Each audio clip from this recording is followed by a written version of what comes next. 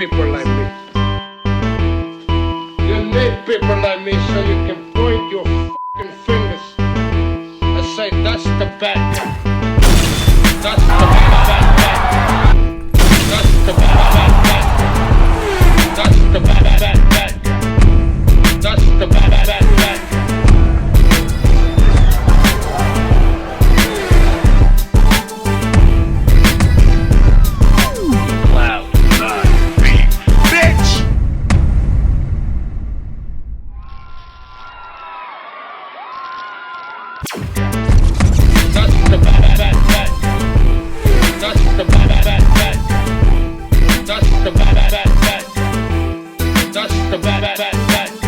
Welcome to the motherfucking relay. We're covering today's top boxing news. Okay, we'll start with this. The World Boxing Association has once again ordered the fight between Leo Santa Cruz, the champion, and Lee Wood, the challenger. As of yesterday, they were given 15 days to negotiate a deal, 14 days now. The World Boxing Association, through its championships committee, granted a period of 15 days to the teams of the super featherweight champion Leo Santa Cruz and the champion Lee Wood to reach an agreement and send the contracts to the organization. Otherwise, the fight will be up for bidding on December 12th in Orlando during the Centennial Convention. The WBA will grant this period to both fighters to confirm the fight, which is part of the plan to reduce world titles. Yeah, I don't think these guys are going to fight. Unless I'm mistaken, there is a 75-25 split in play. 75% to the champion and 25% to the challenger. Lee Wood only stands to make 25% of the overall pot from the fight, and that presents a unique problem because with a split like that, Lee Wood would probably make more money fighting some guy on a Matchroom show than he'd make fighting Leo Santa Cruz. The WBA will grant this period to both fighters to confirm the fight, which is part of the plan to reduce the world titles and seeks to leave the featherweight division with only one champion. Last April 6th, the WBA sent an official letter ordering the fight between Santa Cruz and Wood. On July 11th, TGB Promotions requested a special permission for Santa Cruz to face Ray Vargas in a unification, which was denied in order to order an auction between the Mexican and Wood. News has since broken that Ray Vargas himself, WBC featherweight champion, will be moving up in weight for his next fight. He's going to take on Ashaki Foster for what is the vacant WBC title. Shakur's old green belt, his old title that he lost on scales. On August 12th, TGB and Matchroom informed the WBA that they had reached an agreement and the purse bid was suspended. But on the 22nd of that same month, they reported that they had an agreement for Leo Santa Cruz to fight Vargas and for Lee Wood to fight Mauricio Lara, with the winners of both fights facing each other 120 days later. The WBA gave the go-ahead to that agreement, but on September 13th, learned from the media that Wood suffered an injury and could not make the fight against Lara. The WBA requested the medical report. The plan was to do an in-house unification match between PBC champions Lee Wood and newly crowned WBC featherweight champion Ray Vargas. That plan has since changed. Now Ray's going up there to 130, and we're back here with this. The report arrived on October 20th, signed by Dr. Yusman Reina, who said the Briton should refrain from strenuous work with his left arm for a period of 4 to 6 to ensure a full recovery and avoid a relapse of the injury. The 6-week period will expire next December 1st, so the WBA Championships Committee carried out its analysis and considered that it is now time to restart the Santa Cruz versus Wood negotiations. The 15-day period will be extended until December 7th. And like I said, I don't expect this fight to materialize because of the proposed split. If you're Lee Wood and all you're going to get is 25% of the overall pot. Even if it is a title fight, a championship boxing match, you don't stand to make very much. He could make more money fighting Mauricio Lara. He could make more money fighting Mick Conlon for a second time, which poses a unique problem. The 15-day period, 14-day now, will be extended until December 7th. And if there is no agreement by that time, the purse bid will be held at the Caribe Royale Hotel in Orlando. in the middle of the convention of the Pioneer sanctioning body. The fact that Leo Santa Cruz hasn't actually fought as a reigning, defending featherweight champion in over 3 years now. In his last fight with the Keenan Carbajal guy, that wasn't a featherweight contest. That was up there at super featherweight. It's ridiculous. By allowing Leo Santa Cruz this amount of leeway, the WBA themselves created this kerfuddle. They created this mess. This guy should have been stripped of that WBA title a long time ago. By all rights, he should have been forced to vacate it as soon as he became a champion upstairs at super featherweight. You let this guy hold two different versions of your title at two different weights. It's pretty fucking frivolous, by the way. In reference to Lee Wood, by way of his promoter, Eddie Hearn, the last I heard was that Eddie Hearn stated he wanted to reschedule the Wood versus Lara fight, despite the WBA insisting on Leo Santa Cruz versus Lee Wood next. Hearn added that he hopes to match the winner of Wood versus Lara against Josh Warrington if Josh beats Luis Alberto Lopez next month. Based on that, it doesn't look like they mean to move forward with this order from the WBA. It doesn't look like they're going to comply. Problem with Eddie Hearn's proposed sequence of fights, his plan is that I don't actually think Josh Warrington is going to make it past Luis Alberto Lopez. I think Lopez is going to drill him. I think he's going to beat him and take his red belt. If he takes Josh's red belt and becomes IBF champion, well, there goes the neighborhood. So much for matching the winner of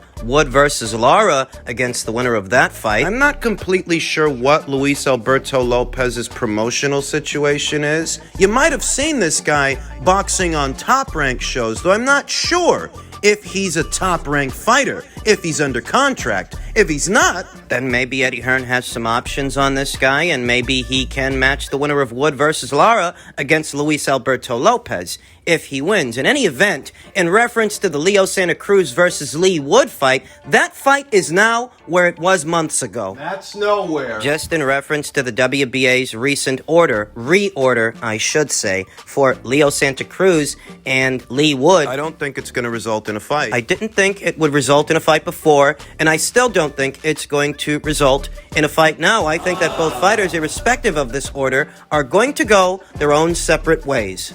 In men's lightweight news, Gervonta Davis took to his social media yesterday and uploaded a tweet that reads, "When y'all gonna give me the termination papers?" And he tagged both Leonard Ellerbe, Floyd Mayweather, and Mayweather Promotions' Twitter page. This tweet has since been deleted, which is customary. He always does this, like a little kid. He deletes his tweets after he uploads them. Why, I don't know. He's 27, 28 years old. He's a grown man. He's been doing this for years, though. The implication of this tweet that has since been deleted, and what it seems to indicate, is that Gervonta Davis has in fact parted ways with Mayweather Promotions, that he is no longer under their... I mean, he's still a PBC fighter. He's still fighting on one of their affiliate networks, Showtime. He doesn't box off that platform, which goes back to what I told you when all of this first kicked off. Even if he does leave Mayweather Promotions, he won't stray far. He won't stray far from the flock. Not being a Mayweather Promotions fighter doesn't necessarily mean that Al Heyman don't still got his thumb on this guy. He very much does, and he's still boxing on the Showtime platform. That's where the Hector Garcia fight is supposed to go down. The registered promoter for the fight is Tom Brown and not Leonard Ellerbe. That's what fuels the suspicion. They got a divorce. That's the way it's been for years. Gervonta Davis would periodically, the last 3 or 4 years or so, flare up by way of his social media, vocally expressing his discontent with his current situation, turmoil behind the scenes. Some people think it's all fake. They think it's fictitious. They think it's fabricated. The drama. That these periodic flare-ups that Gervonta Davis has are little more than marketing tools intended to sell drama ahead of his fights. That's what all of that really is. That he hasn't really parted ways with Leonard Ellerbe. And I don't dismiss that theory. I don't. But like I said, a trip over to BoxRec shows that the registered promoter for Gervonta Davis's next fight, his next show, it's not Leonard Ellerbe. It's Tom Brown. Like I said in my previous video, ever since the news broke that terms have been reached, agreeable terms for Team Davis and Team Garcia, Ryan Garcia, ever since that news broke, you didn't hear much from Leonard Ellerbe. You didn't hear much from Floyd Mayweather. Put simply, you didn't hear anything at all. Where everybody was jubilant and celebrating quite openly, you didn't hear much from either of those two guys who, up until that point, were in the business of Gervonta Davis. The most I can tell you is that if Gervonta Davis has, in fact, left Mayweather Promotions, and he's not with them anymore, but he's still fighting on the Showtime platform, the difference in the situation before and after is nominal. It doesn't change much. Doesn't really change anything. The same politics that hindered certain fights in the past would more or less still be there. That if you want to see Gervonta fight guys like Teofimo Lopez and Devin Haney or Vasil Lomachenko, maybe Shakur Stevenson, if what you wanted was to see him fight those guys beyond the Ryan Garcia fight, you might never see him fight those guys because he's still on Showtime. So maybe they work things out with Ryan Garcia, and maybe they help to form an agreeable environment to do a fight between Ryan and Gervonta, but that really doesn't speak for everyone else. It doesn't. And so long as Gervonta Davis is boxing exclusively on the Showtime platform, not much has really changed. That even if Floyd and Leonard are no longer in the picture... Hypothetically speaking, if Gervonta Davis were both a network and promotional free agent, he could shop his services around to a Matchroom in DAZN, a Top Rank in ESPN, for a price, doing business on a fight-by-fight basis. He doesn't have to make a commitment to anyone in a situation where he's a network and promotional free agent. He doesn't have to. He wouldn't, I should say. In a scenario like that, in theory, he would be able to capitalize on many opportunities on many sides of the street. Theory. But devoid of a change like that, nothing dramatic. That's saying you can take Leonard and Floyd out of the picture. So long as Gervonta Davis is still boxing exclusively on Showtime, not much is really going to change. I wanted to come back, and I want to be active fighter, because others win a belt and they hold the belt for a long time, So I wanted to come back in August. August wasn't possibility. So then September I had a date. Then it changed to the October. October I had a date. Then November, and then December, like for sure, December 17, I think it was mentioned. And in November 19 on Spence and Crawford also, and everything fall apart, and I was like just training, getting in shape, You can't be at your highest, level all the time because your body will break. It's normal, You can't be in the peak all year around. So I was just training, so a little bit harder training, a little bit less, but I always was training. So if they will say now, you will have a fight in like 6 weeks, I'll jump in, So I'm ready and I want. But yeah, it was like difficult because of the dates, changing. So I couldn't do anything. I was always preparing when I'm going to fly to US and start my official training camp over there. That is unbeaten up-and-comer Gervonta Stanionis campaigns in the welterweight division, detailing what's been going on in his career, rather what's not been going on behind the scenes, the constant movement of fight dates. The man only fought once earlier this year against then unbeaten Radzav Butaev. Great performance, by the way, great fight. I believe that was on the undercard of Spence versus Ugas. And I've been saying it here on the channel, I've been saying it throughout, that Gervonta Stanionis very much got the short end of the stick. He was ordered to fight Yordenis Ugas, then WBA champion, late last year, and he agreed to step aside so that Ugas could unify titles with Errol Spence Jr., likely on the premise that he'd get to fight the winner. And not only has he not gotten to fight the winner, he really hasn't gotten to fight all that much at all. He fought Butaev, and that's it. Was a high-risk, low-reward opponent for Gervonta Stanionis, and so is Virgil Ortiz, who the WBA is now ordering him to fight. So they let Keith Thurman skip ahead of you in the queue, even though you were already in position to fight for an alphabet title before he even came back. They let him skip ahead of you, and what they do to you is they order you to fight a guy that might beat you, instead of giving you your title shot. Because remember, Gervonta Stanionis was already the WBA's mandatory challenger late last year. Keith Thurman didn't come back until this year. They let Keith Thurman skip ahead of Gervonta Stanionis. It's Keith that's getting the title shot, not Gervonta Stanionis. Gervonta, who's supposed to be a pro bellum fighter, pro bellum, which is helmed by Richard Schaefer, who we all know has had a long-standing relationship with Al Heyman and his PBC. Gervonta Stanionis is not an according to Hoyle Heyman fighter, but his scheduling seems very much contingent upon Showtime's ability and the PBC's ability to schedule fights. These days, Gervonta Stanionis, while not being an according to Hoyle Heyman fighter or an according to Hoyle PBC fighter, he seems to box exclusively on the Showtime platform and exclusively on PBC shows, even though he's supposed to be a pro bellum fighter. Now, pro bellum had a show. They had a show few weeks ago. Earlier this month, the Sonny Edwards versus Felix Alvarado fight. That card, that show. That was a Pro Bellum card. That was a Pro Bellum show.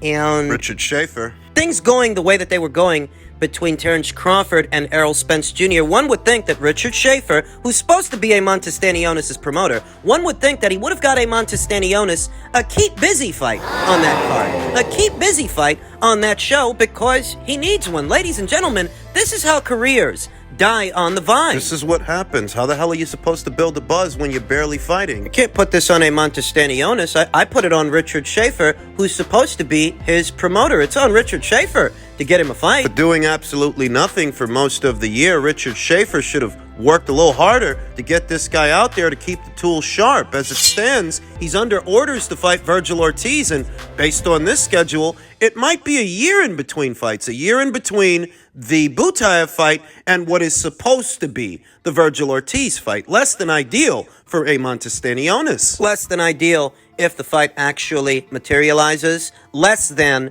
ideal if the fight actually happens. It's a great fight, but there's no guarantee that it goes down. We'll see if it does. And Gervonta Stanionis is not the only unbeaten up-and-comer, not the only welterweight whose career is being stifled by the current political situation created by the PBC. Jaron Boots Ennis, another guy who's not an according to Hoyle Heyman fighter, his schedule is also being affected. Because while he's not an according to Hoyle Heyman fighter, the same way that Gervonta Stanionis is not an according to Hoyle Heyman fighter, these two guys, they seem to box almost exclusively on the Showtime platform. Pro Bellum being a global outfit that has many relationships with many regional promoters, one would think that they worked a little harder to keep their fighter active, keep their fighter busy, and put some money in his pocket, especially on the heels of a career best win over then unbeaten Radzav Butaev. But after that fight, Gervonta Stanionis was shelved. And after the Castillo-Clayton fight, seems like Jaron Boots Ennis